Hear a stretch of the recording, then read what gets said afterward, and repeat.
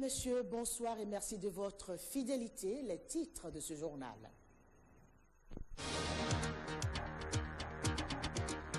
Pose de la première pierre de construction de la paroisse Saint-Jean-Paul II de l'Attétrait, commune de Dassa, un acte suivi d'une messe d'action de grâce.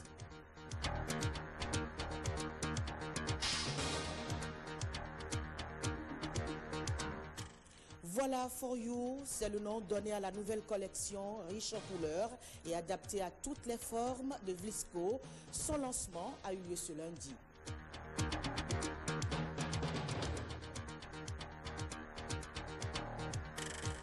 L'ambassade du Nigeria après le Bénin rend hommage au président Goodluck Jonathan dans la perspective des élections présidentielles au Nigeria. Les détails dans cette édition.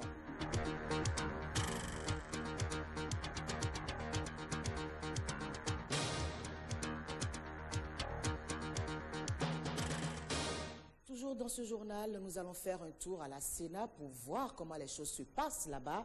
Et ce sera avec Dr Basile Fassinou. Il est le responsable de la cellule de communication des relations publiques, des recrutements des agents électoraux et des archives. Monsieur Fassinou, bonsoir. Bonsoir, madame. Merci d'être là pour nous parler un peu de ce qui se passe aujourd'hui à la Sénat. Mais d'abord, les activités du président de la République. Plusieurs délégations se sont succédées au cabinet du chef de l'État. Le président directeur général du groupe Amimar, entre autres, avec qui le président Boniaï a échangé sur divers sujets. Henri Ziota. Venu prendre part à Cotonou à la réunion du Haut Conseil interétatique de la CEB, Communauté électrique du Bénin, le ministre togolais des Mines et de l'Énergie s'est fait le devoir de venir rendre compte au chef de l'État des conclusions de cette rencontre. Nous avons, à l'issue de notre réunion du Haut Conseil interétatique de la CEB, la 82e réunion, sollicité une audience auprès du président de la République béninoise en vue de lui faire le compte-rendu de nos discussions qui s'articulent autour de la nécessité de sécuriser l'alimentation en énergie électrique de nos pays, surtout dans cette période électorale que nos deux pays vont connaître. Donc à l'issue de cette audience, nous avons rendu compte au président sur les préparatifs des recherches de financement que nous avons entamées avec la partie chinoise dans la mise en œuvre de cet important projet qu'est Adjarala.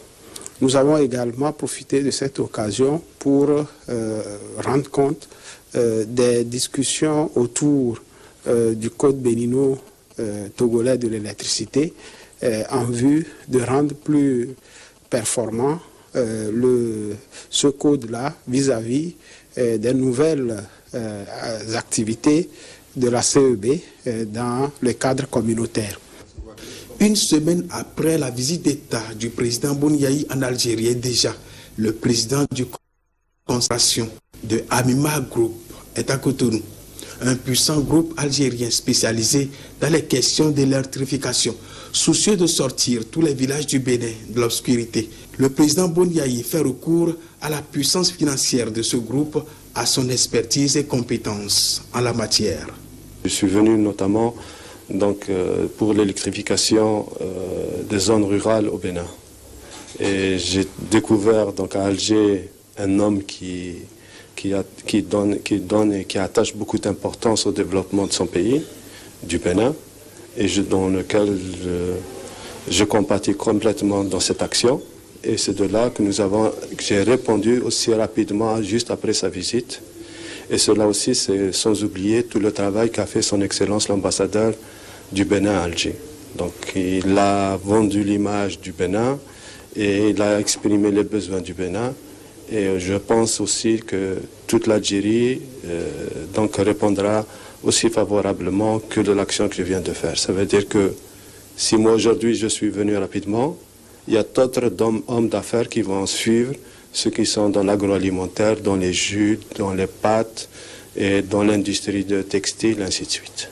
La construction d'une usine d'engrais au Bénin est le sujet au menu des échanges entre le PDG du groupe Springfield Agro et le chef de l'État, soucieux de limiter la dépendance du Bénin vis-à-vis de l'extérieur. En matière d'approvisionnement en intrants agricoles, rien certes n'a filtré des échanges. De même, la délégation du groupe Bolloré Africa Logistique n'a rien déclaré au terme des échanges avec le chef de l'État.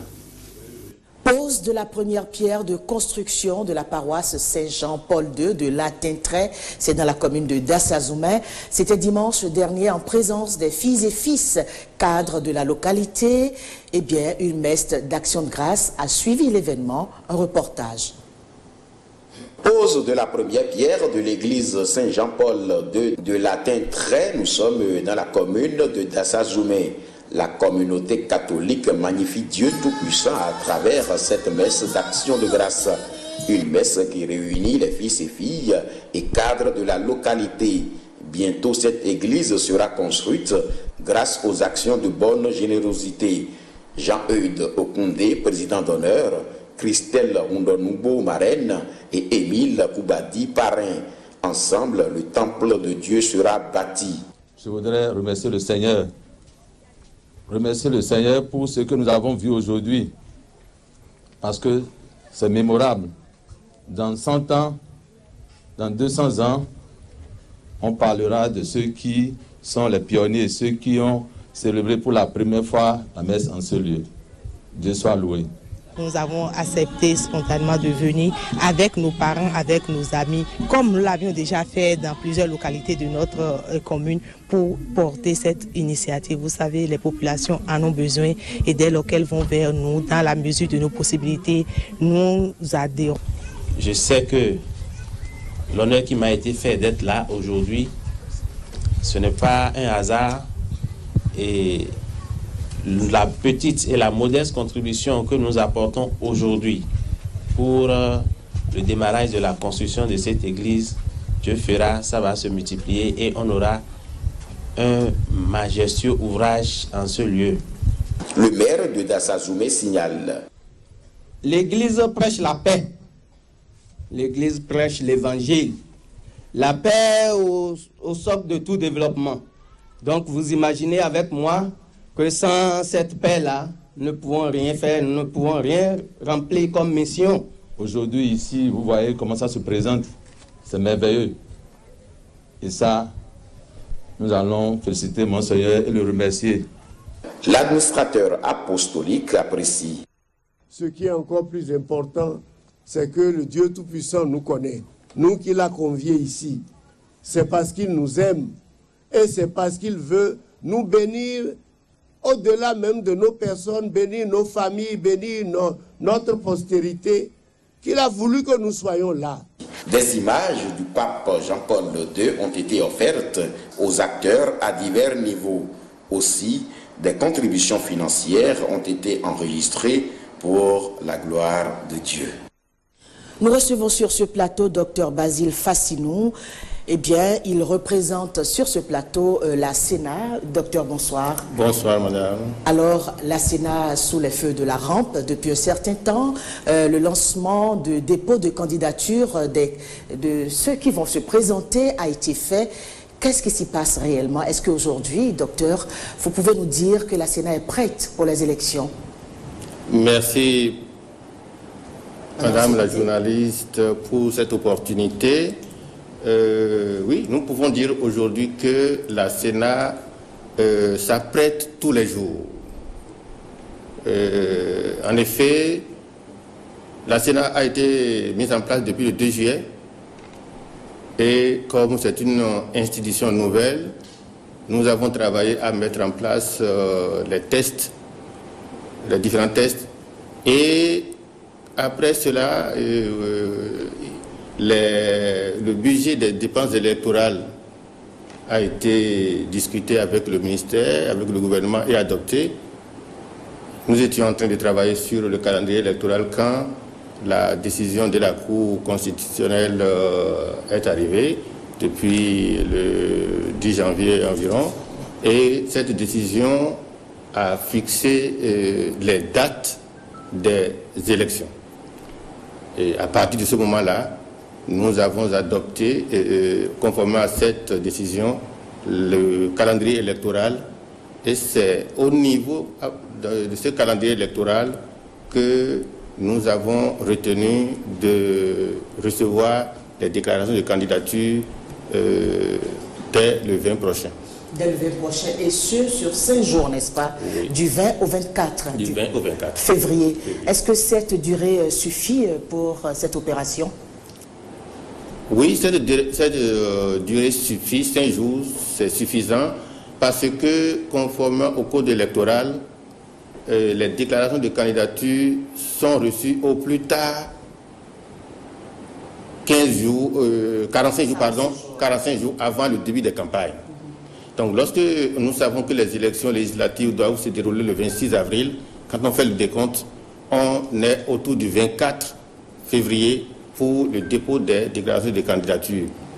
C'est à partir de ce moment-là que nous nous sommes dit qu'au lieu que nous leur donnons seulement une seule journée, que c'est mieux donc pour nous de leur donner 5 jours au cours desquels les candidats pourront déposer leur déclaration de candidature. Donc 5 jours, c'est suffisant puisque c'est conformément au code électoral que nous avons travaillé sur cela. Oui, mais ce lancement, en principe, devait intervenir après la convocation du corps électoral par le chef de l'État. En principe, ou bien? Vous savez que aujourd'hui, chez nous, nous basons sur, nous autres à la Sénat, nous nous basons sur 2 éléments importants, le code électoral et la décision de la Cour constitutionnelle.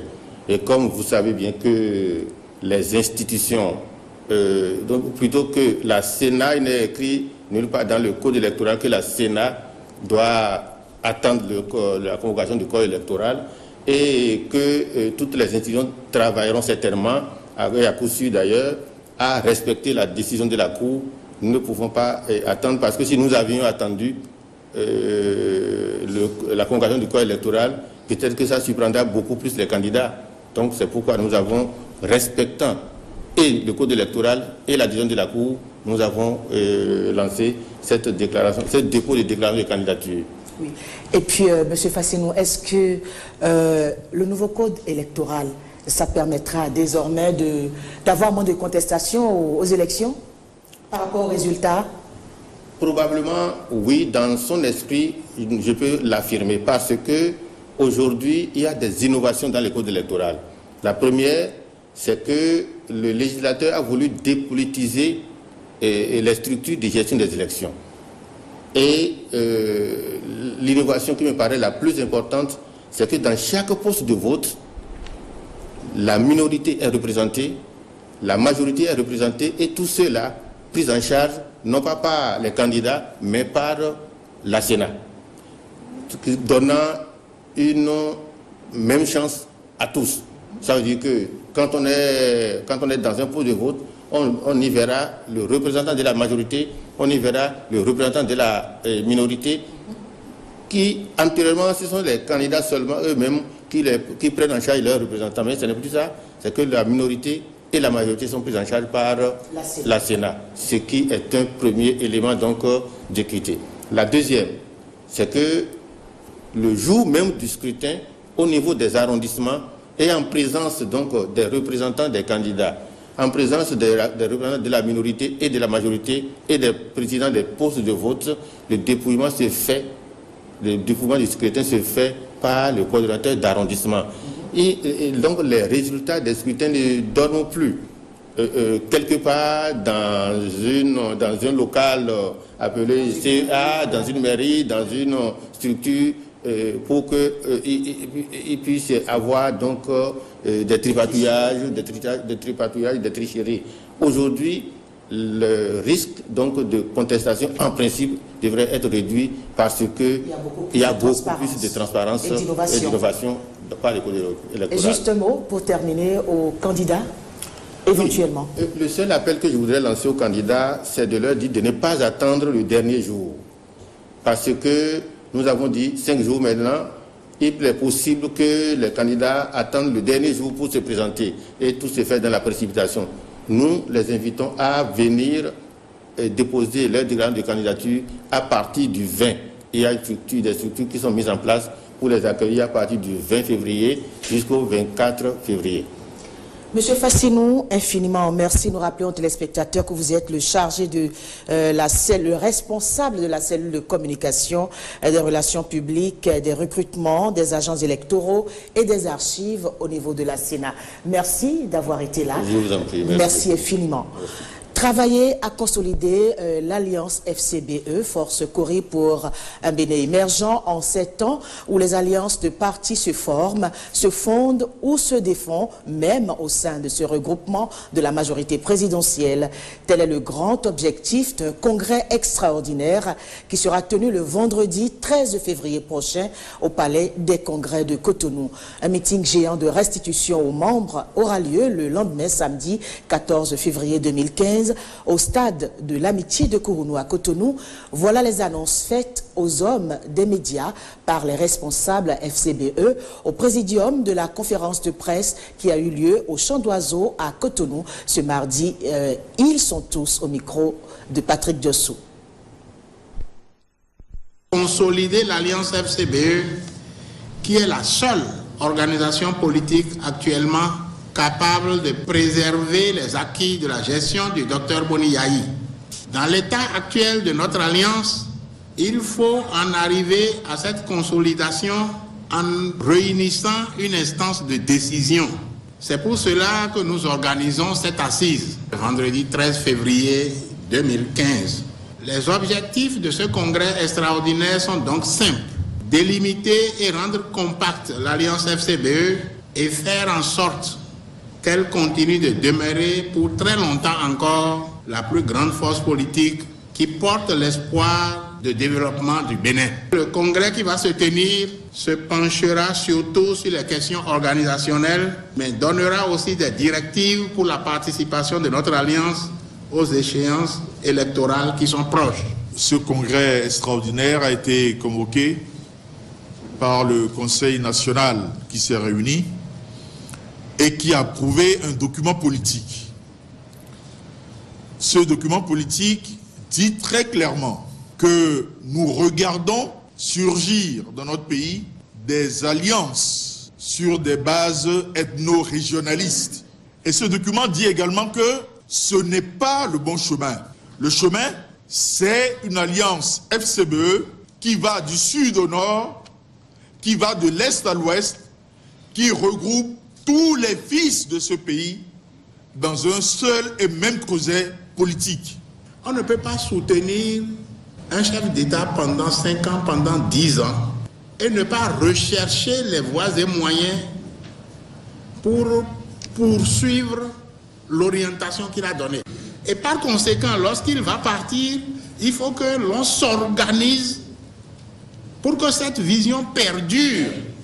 Nous allons nous battre parce que le Bénin nous appartient tous, afin que la vision que le chef de l'État porte, afin que FCBE puisse porter ça, et s'il n'est plus là, que nous puissions porter sa vision-là et continuer à accomplir le programme dans le sens de la prospérité partagée à nos populations qui en ont besoin. Parce que si on soutient un président de la République, ce n'est certainement seulement parce qu'il est au pouvoir et parce qu'il distribue des prébendes. L'espérance doit s'accrocher à l'expérience. Là, il y a déjà un programme. Il y a déjà de l'expérience de fait. Donc, si nous voulons espérer tous ensemble, après nous, c'est nous, ça ne veut pas dire que c'est Yayi forcément. Non. Après Yayi, ce sera les idées de Yayi. Le docteur Boni Yayi, par exemple, a donné l'exemple aux Béninois que, quelle que soit la position que vous occupez, quelles que soient les perspectives que vous avez dans votre position, dépensez-vous sans compter pour construire le Bénin. Nous pénaliserons les femmes, nous pénaliserons les jeunes, nous pénaliserons les enfants, nous pénaliserons le pays si jamais nous observons une rupture par rapport à ce qui se fait depuis 10 ans dans ce pays. Et au niveau des forces Cori pour un Bénin émergent, c'est un engagement que nous prendrons tous en nous disant que nous irons de l'avant et qu'après nous, c'est nous. Ce serait le changement dans la continuité. Au niveau de l'Alliance FCBE, nous avons des militantes et des militants très déterminés, très dévoués à la cause et prêts à construire une alliance solide qui va survivre. Il y a eu des sondages qui ne sont pas encore rendus publics. Les forces Kori pour un Bénin émergent occupent 80% de l'espace politique de notre État. Tout cela, c'est dû au travail de notre régime, c'est dû au bilan. Rassurez-vous, les dispositions sont prises. Notre bilan, le bilan de notre chef Yahya Boni facilitera l'autre slogan « Après nous, c'est nous ». Ce qui est sûr, après Yahya Boni, c'est un homme du système de Yahya Boni qui sera président. Le samedi 14 février, au stade de l'Amitié à Kounou, nous organiserons un grand meeting de compte rendu de notre congrès extraordinaire. Les principales décisions seront portées alors à la connaissance de nos militants qui auraient pu faire le déplacement. Cela promet d'être une très belle fête populaire. Lancement au Palais des Congrès à Cotonou du mouvement Patrie et Démocratie, MPD. La mise sur les fonds baptismaux de ce nouveau creuset dont le porte-flambeau est le général Fernand Amoussou a connu une forte mobilisation des sympathisants. C'est donc à l'occasion de ce rassemblement que le leader du MPD a clairement dévoilé ses intentions dans la perspective des élections présidentielles de 2016. Les détails avec Renaud Akapo. 2016, c'est lui, avec tout sourire, le géant portrait du général Fernand Amoussou. Voilà l'affiche qui a illuminé la salle rouge du Palais des Congrès de Cotonou tout au long du congrès constitutif du mouvement Patrie et Démocratie. L'entrée sur scène de l'homme qui cristallise les passions au sein du MPD a été suivie par des applaudissements nourris. Accueilli en guest star par ses sympathisants venus de divers horizons, le général à la retraite s'est révélé au grand jour, tout comme ses principaux lieutenants. Vous tous, hommes, femmes, jeunes, enfants, paysans, levons-nous comme un seul homme pour prendre en main notre destinée. Parlons aux gens. Disons ce que nous avons à proposer comme solution alternative. Faisons autrement la politique. Avec passion et force témoignage, plusieurs acteurs bien connus de la scène politique ont exprimé leur soutien à celui qui se positionne déjà comme un virtuel candidat à la présidentielle de 2016. Je suis l'homme de deux généraux, Mathieu Kérékou, Fernand Amoussou. Votre famille désormais, et je le sais, que vous le savez, le peuple, l'ordre à remettre, le pays à redresser. Et vous pouvez compter sur nous. Et je pense que le Bénin renaîtra, le Bénin retombera sur ses pieds si tous ici rassemblés aujourd'hui, nous nous levons et nous nous battons pour que le Bénin soit gouverné, bien gouverné. La bonne gouvernance est la chose qu'il faut réaliser et nous pensons que Dieu nous a donné le timonier qu'il faut pour cela. Dans l'enchaînement des messages de soutien, un pan entier du prestigieux parcours du général à la retraite a été dévoilé à l'assistance. Le général Fernand Amoussou est né à Plahoui le 25 juin 1955. Il a été chef d'état-major général des forces armées béninoises. Il a commandé la force de l'opération des Nations Unies en Côte d'Ivoire. Voilà l'homme. Il veut être le prochain président de notre pays. Le mouvement Patrie et Démocratie n'a rien du comportement ordinaire d'un parti politique. Ce mouvement s'affiche comme une dynamique nouvelle décidée à aller à la conquête du pouvoir d'État. Et dans la perspective des élections présidentielles qui approchent à grands pas, les défis inscrits sur la feuille de route du porte-étendard du MPD ont été évoqués avec force détail. Nous avons le défi de l'unité nationale. Mais nous avons aussi le défi de la sécurité. Nous ne pouvons pas croiser les bras face à l'insécurité grandissante dans notre pays.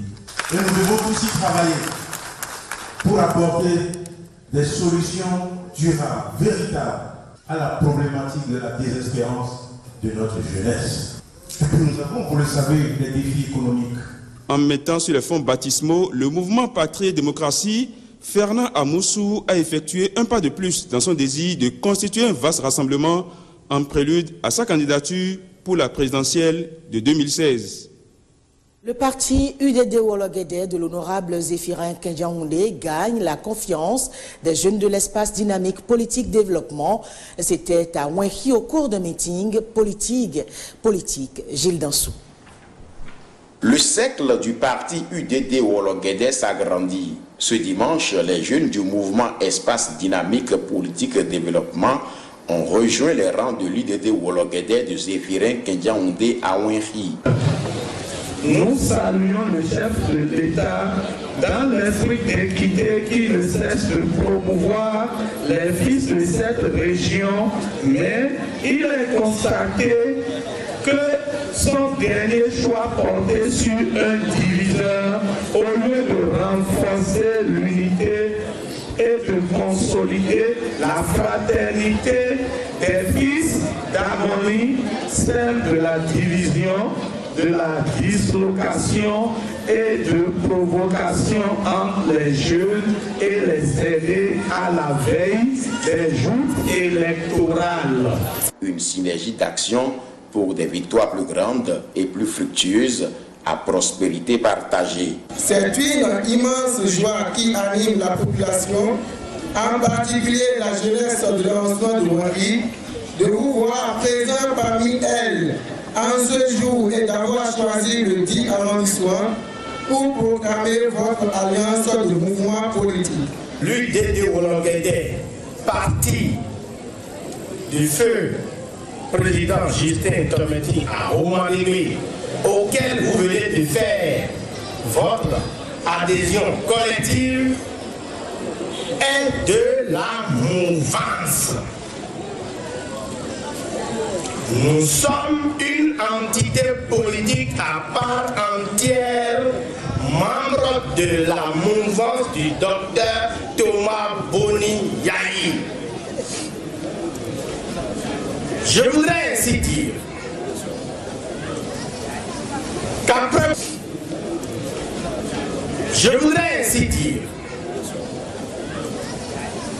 qu'après mon mot de bienvenue, de savoir que je vous conduis ainsi doucement vers le chef de l'État.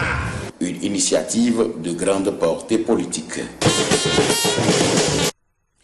Les populations du village de Gungpare, arrondissement de Guinangourou, commune de Perere, se mobilisent derrière le député Rachidi Gbadamassi et le directeur général de l'eau, Souradjou Noum Touré.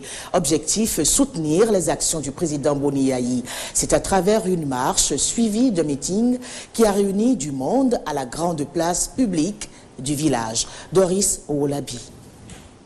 Par cette mobilisation, les populations de Gungpare veulent manifester leur soutien aux actions de développement du chef de l'État. Une marche qui très tôt s'est transformée en un meeting au cours duquel les langues se délient, même en langue nationale. Je ne doute en aucun cas de la solidarité de la population de Gungpare et ses environs dans le choix d'un parti unique qui n'est rien d'autre que le FCBE. Je déclare ouverte la bataille à Gungpare pour que triomphe le FCBE dans la commune de Perere. Les jeunes en ont aussi profité pour faire des doléances. La réalisation d'un pont métallique à Sui, qui demeure le problème fondamental de la population de Gungpare, le parrainage des TD à travers les moyens financiers au CEG Nord-Sina de Guinagourou, pour accroître le taux de réussite de nos jeunes frères collégiens. Les autorités se disent satisfaits de leur adhésion aux idéaux de la majorité présidentielle. Content pour ce témoignage de reconnaissance, de gratitude et surtout de fidélité à un homme, le président de la République, le chef de l'État, Yahi Boni. Selon Rachidi Gbadamassi, l'heure n'est plus aux débats stériles ni aux attaques. C'est plutôt le moment de galvaniser la troupe et de baliser le terrain pour des lendemains meilleurs. Vous ne devez pas aller en aventure. Ça veut dire quoi? Vous devez donner la majorité.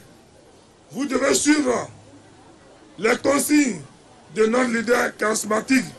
Si vous laissez les aventuriers politiques prendre l'assaut, la commune de Perere, ça veut dire les travaux engagés, initiés par Yahi Boni ne seront pas achevés.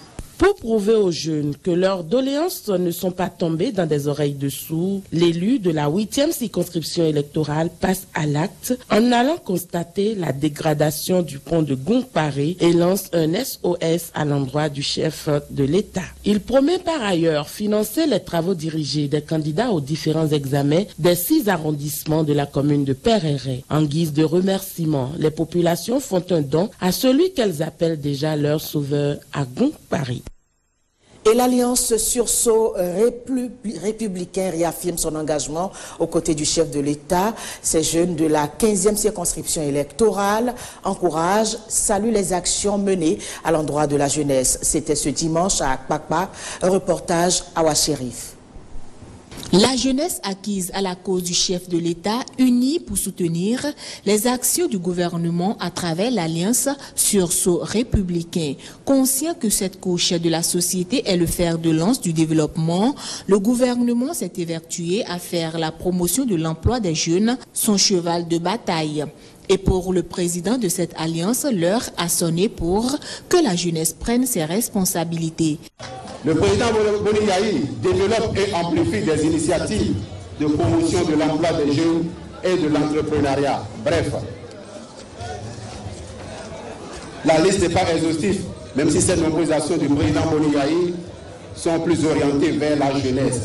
Sans fausse modestie, Boni Yahi est le président qui a fait le plus la promotion des jeunes. Il est en train de partir. C'est pourquoi il est temps que la jeunesse prenne totalement ses responsabilités. Le président Bono nous l'a dit. Une telle initiative a bénéficié du soutien des autorités gouvernementales. La démocratie, pour qu'elle grandisse, nous avons besoin maintenant des gens qui sont capables de nous faire des propositions concrètes. C'est-à-dire, ils vont nous expliquer comment ils vont faire avancer le pays.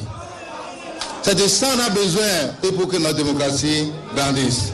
Et d'abord, la jeunesse fait de lance de l'avenir. C'est pourquoi je voudrais encore dire félicitations à Romain Léon Kiki et l'encourager pour que, avec vous, avec toute la communauté de la 15e circonscription, nous prenons les destinées de notre communauté en main. Plus question de baisser les bras, la jeunesse ici mobilisée se dit prête à prendre la relève.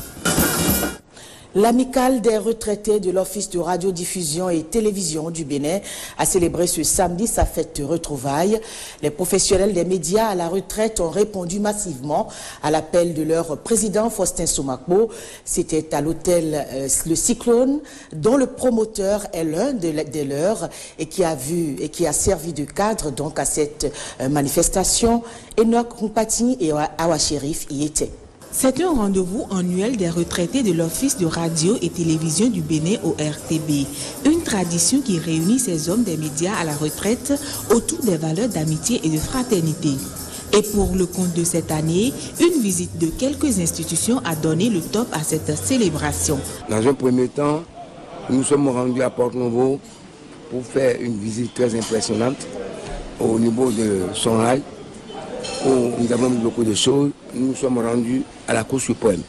Ça nous a permis de visiter la Cour suprême, qui de reste aussi a été une visite très impressionnante. Nous pouvons quand même dire que notre relève a été effective. Puis un développement au point où nous sommes devenus non seulement une radio nationale, une radio internationale, mais une radio mondiale. Au-delà des retrouvailles, l'occasion est propice pour relever les difficultés qui ont jalonné la vie de cette amicale au cours de ces derniers mois. Il y a eu le décès d'une de nos collègues, Marie-Constance. Elle est morte au cours de nos préparations pour notre fête. Une collègue qui a perdu son enfant. Malgré toutes ces difficultés, nous nous sommes dit qu'il faudrait quand même que notre amicale subsiste toujours jusqu'à l'éternité. Ces derniers n'ont pas manqué d'apporter leur point de vue sur le fonctionnement actuel de l'office qu'ils ont vu grandir. Je suis heureux que nous soyons encore là pour juger des prestations de ceux qui nous ont remplacés. Ils font le travail que peut-être nous n'avons pas pu faire parce que nous n'avions pas les moyens techniques qu'il fallait pour le faire. Mais aujourd'hui, pour les moyens qu'ils ont, ils s'en servent bien et je les en félicite.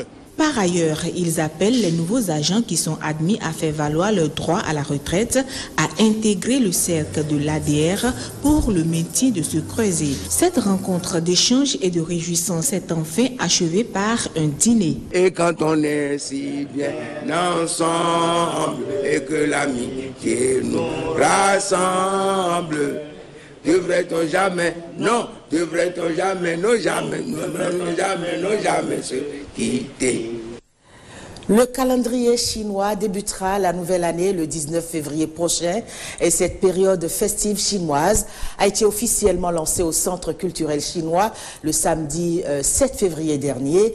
Patrick Diosso revient sur cette cérémonie riche en couleurs.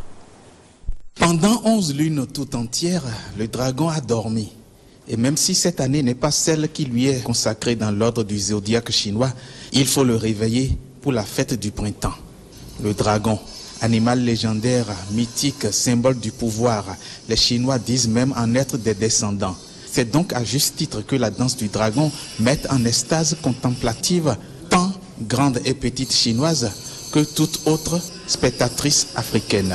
Le grand africain ici, c'est le président honoraire de la Cour constitutionnelle béninoise, Robert Dossou, qui aide à dévoiler le panneau lumineux lançant véritablement cette 6e édition du Festival du Nouvel An chinois au Bénin.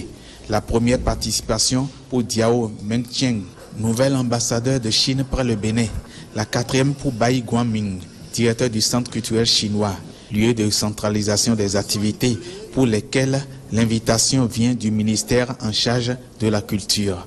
Je voudrais inviter tout le public de Cotonou et environ à prendre massivement part aux différentes manifestations dans le cadre du présent festival de la fête du printemps au Bénin. Ce printemps de Chine au Bénin, il est question de le vivre pleinement. Pour preuve, expérimenter le nouvel an chinois au Bénin. C'est l'intitulé de l'exposition dont le vernissage est jumelé à cette cérémonie de lancement. Et au-delà de la célébration de la nature, on peut expérimenter sur le champ le thé chinois. Mais au fait, que retient-on de cette nouvelle année chinoise? Le nouvel an chinois qui commence dès le 19 février est l'année du mouton. Et selon la tradition chinoise, le mouton symbolise la paix.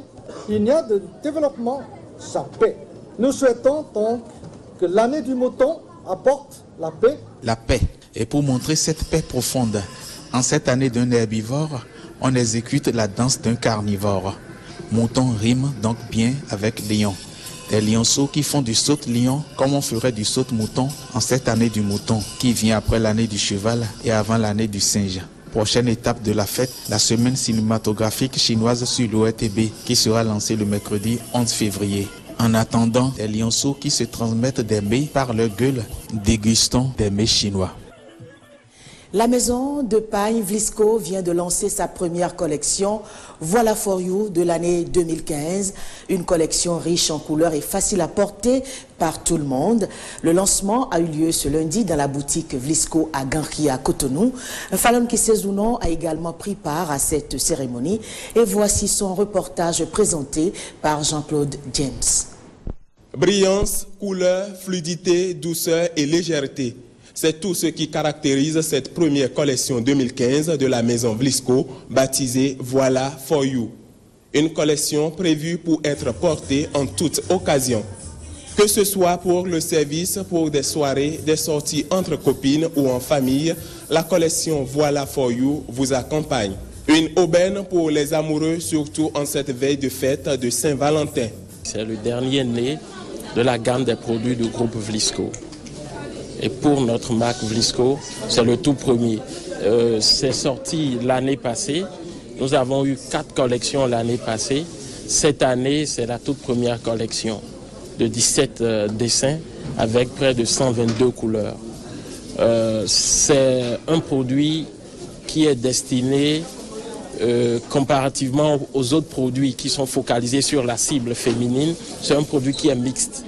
Vous avez dû voir au cours du défilé, il y a eu des chemises et également des tenues pour les dames. On peut le porter pour aller au boulot, pour aller au marché, pour aller à un cocktail à la plage, partout. Contrairement à nos autres produits qui sont un peu plus cérémonieux, un peu plus glamour. Voilà For You s'est lancé aujourd'hui le 9 à la veille de la Saint-Valentin. Vous avez dû voir, c'est des couleurs très, très chatoyantes qui rappellent le rouge de l'amour. Donc c'est une collection que nous dédions. Comme vous pouvez le voir sur la campagne, il y a de petits cœurs d'ailleurs juste derrière moi. À l'amour, c'est la saison des amoureux et c'est pour tout le monde. Une collection qui crée ravissement et enchantement chez toutes les femmes venues assister à la cérémonie de lancement. Vraiment, les familles sont très beaux. Cette collection de Voilà For You, elle est très belle. Il y a beaucoup de motifs, beaucoup de couleurs, des couleurs vraiment gaies. Et ça donne de la chaleur. Comme nous sommes dans le mois de l'amour, c'est bientôt la Saint-Valentin, on a des couleurs gaies, on pourra agencer. Ça ne devrait pas s'arrêter juste à nourrir ses yeux. Aller au-delà, c'est inviter les femmes qui aiment le beau pour les petites sorties, les cérémonies comme on en a l'habitude, même pour les tenues de bureau, pour aller travailler. Je crois que chacun y trouvera son goût. La nouvelle collection Voilà For You de Vlisco est désormais disponible dans toutes les agences Vlisco du Bénin à moindre coût. Campagne électorale présidentielle pour Goodluck Jonathan au Bénin. Ses partisans, sous la bannière du PDP, le People Democratic Party, ont organisé un meeting à l'ambassade du Nigeria au Bénin, à Cotonou, et l'objectif est de faire gagner leur candidat pour la deuxième fois à la magistrature suprême dans ce pays. Petroni Adagbe et Lukiat Danguzato pour ce reportage.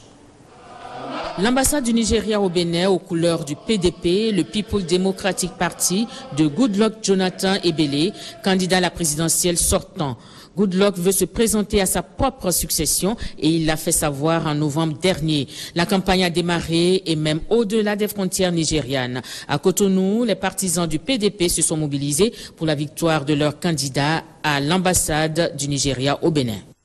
Je suis l'ambassadeur du Nigeria, je suis apolitique parce que je suis ambassadeur de carrière, mais aussi je suis le représentant du président Jonathan. Et le président Jonathan, il est candidat. Il a dit, il s'est déclaré candidat du PDP. Alors, il nous a dit, c'est ça qu'il fait. Et comme les membres de temps m'ont dit, ah, monsieur l'ambassadeur, donnez-nous quelque chose, un espace. Je dis, pourquoi pas? Je me suis approché du gouvernement du Bénin, j'ai dit non, pas de problème, c'est devant l'ambassade du Nigeria, et pour vous que vous ayez la paix, pourquoi pas? J'ai dit aux gendarmes qui sont toujours ici et les autres, aidez-nous, et ils nous aident. Nous sommes là pour soutenir la candidature du président Jonathan. Le soutien est visible, mais pour la victoire, il faut des préalables que l'ambassadeur rappelle. Qu'ils aillent procurer leur carte, parce qu'ils ont jusqu'à demain. Pour le faire, il n'a qu'à traverser la frontière et procurer leur carte. Et le jour, c'est-à-dire samedi prochain, si rien ne change, qu'il aille voter, mais il faut qu'il traverse un jour avant. Parce qu'on dit qu'il se peut que la frontière soit fermée comme d'habitude. Aux dernières nouvelles, la date des élections au Nigeria a été repoussée au 18 mars 2015 au lieu du 14 février 2015. Les militants du PDP ont encore quelques semaines pour convaincre les indécis. Merci Lukiat Danguzato, un nouveau-né sur l'échiquier politique national, le Rassemblement citoyen pour la République, RCR-LADA. Il a été porté sur les fonds baptismaux à Bassila à l'issue d'un congrès constitutif. Emerida Kmensoton. Rassemblement citoyen pour la République, RCR-LADA. C'est un tout nouveau mouvement auquel il faudra désormais s'habituer sur la scène politique. Ce mouvement qui voit le jour aujourd'hui à Bassila à l'issue du présent congrès est le couronnement de plusieurs années de combat politique. Combat politique mené par un groupe d'hommes qui partagent un idéal commun, à savoir la restauration et la promotion des valeurs citoyennes pour ainsi contribuer à l'édification d'une nation prospère. Le RCR-LADA est un mouvement citoyen de masse qui va œuvrer pour une démocratie participative à l'écoute des populations. Nous devons nous ressourcer dans notre merveilleux hymne national pour que les enfants du Bénin, debout face à leur destin, puissent reprendre la voie du salut, la voie qui conduit au développement solidaire. Le nom qu'a donné Mme Afo-Djobor à son mouvement, le Rassemblement citoyen pour la République, deux mots forts s'inscrivent, n'est-ce pas, dans cette dénomination, eh bien, la République et la citoyenneté.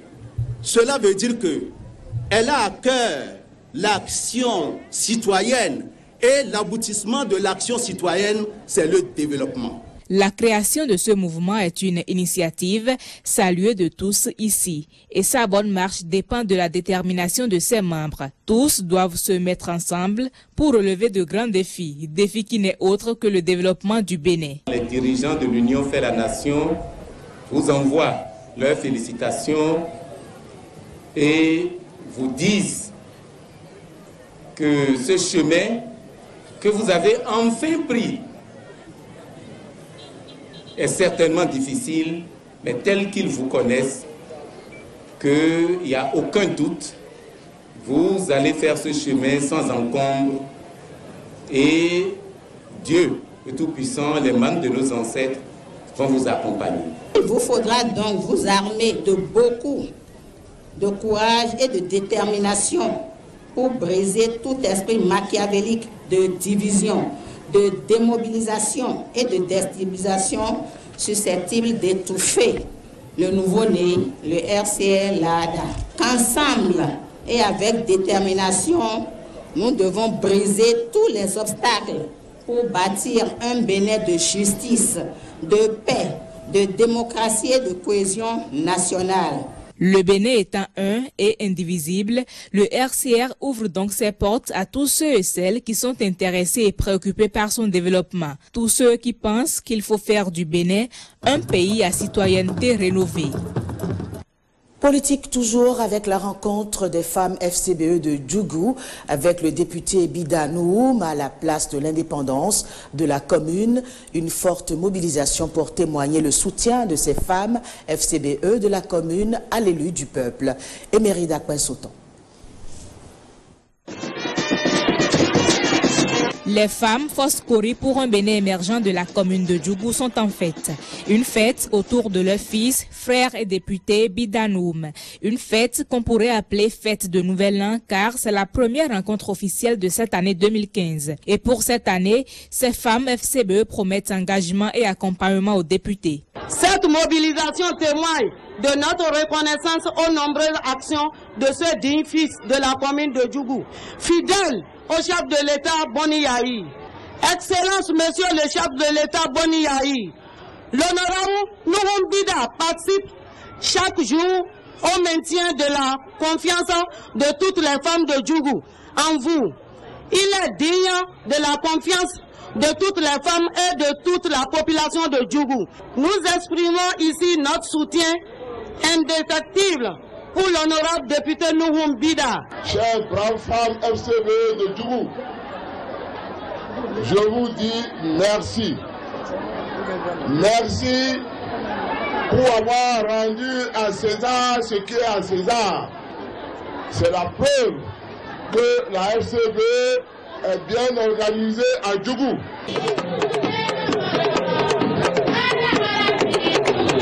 Le député à l'honneur se réjouit de l'initiative de cette rencontre avec les femmes FCBE de sa commune Djougou. Bidanoum les a exhortés à resserrer les rangs, rester toujours unis au sein de la 13e circonscription électorale pour les échéances à venir. Je voudrais vous dire merci et merci pour votre soutien à mon endroit et à l'endroit de notre cher leader charismatique, Dr Yahi Boni. Tous vos mots de bons souhaits, de souhaits de prospérité dans ma carrière politique, tout me va droit au cœur.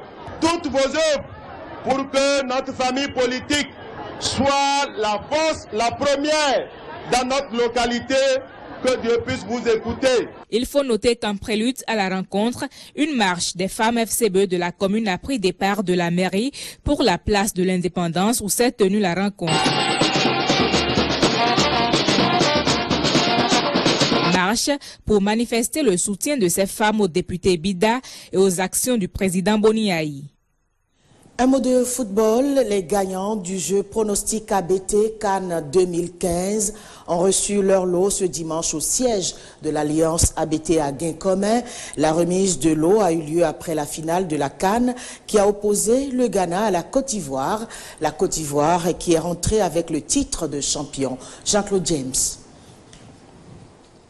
Ce sont les gagnants du jeu pronostic ABT Cannes 2015.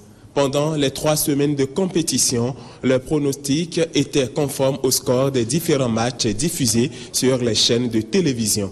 Leur récompense, une médaille, un ballon et un jeu de t-shirts. Ce n'est pas seulement une distribution de prix, cette cérémonie. C'est aussi l'opportunité de partager avec tous ceux qui étaient là une soirée agréable autour de quelque chose que nous aimons tous, le football. Et comme par hasard, ce soir, nous avons eu droit à 2 équipes de 2 pays frères qui ont fait la démonstration que nous avons vue, qui est une démonstration de courage, bien sûr, de détermination, de stratégie, on l'a vu. Et tout ce que nous pouvons tous souhaiter, c'est que des joueurs béninois également soient en position de le faire bientôt. Avant cette cérémonie fort simple, ces amoureux du cuir rond ont suivi avec grand intérêt la finale de cette compétition dominée par le suspense. Entre-temps, à la mi-temps, l'athlète Carlos Bossouvi a tenu en haleine le public avec son projet Défi Cotonou. On peut se fixer des objectifs et de pouvoir les atteindre dans la mesure du possible avec des partenaires en confiance. Parce que ce périple n'a pas été du tout facile. J'ai eu bien sûr des difficultés, tant sur le plan administratif pour traverser des frontières. Et puis dans mon parcours aussi, j'ai eu des difficultés de santé et puis de solitude sur cette route. J'ai quitté Cotonou, j'ai fait jusqu'au nord. Après, c'est le Burkina. Après le Burkina, c'est le Mali, la Mauritanie et le Maroc. J'ai pris le bateau à Tangier Med où j'ai fait la traversée de la Méditerranée pour la ville de Sète et puis j'ai pu continuer 392 km la destination de mon voyage. Donc je profite pour remercier Monsieur le Président pour l'honneur qu'il me fait aujourd'hui en m'invitant à communiquer avec vous. Les fonds récoltés au cours de ce périple sont mis à la disposition d'une association qui s'investit dans les œuvres humanitaires. Et c'est la fin de cette édition, mesdames, messieurs, merci de nous avoir suivis. Mais avant de nous séparer, la suite du programme sur la télévision nationale, vous suivrez à 21h le documentaire à Bomé, cité de l'artisanat, à 22h le magazine Soirée Sport et à 23h30 le journal du soir. Merci de votre fidélité. Retrouvez ce journal sur le site de l'ORTB, www.ortb.bj, et à 23h30 sur ce plateau, Héloïse Ouinato.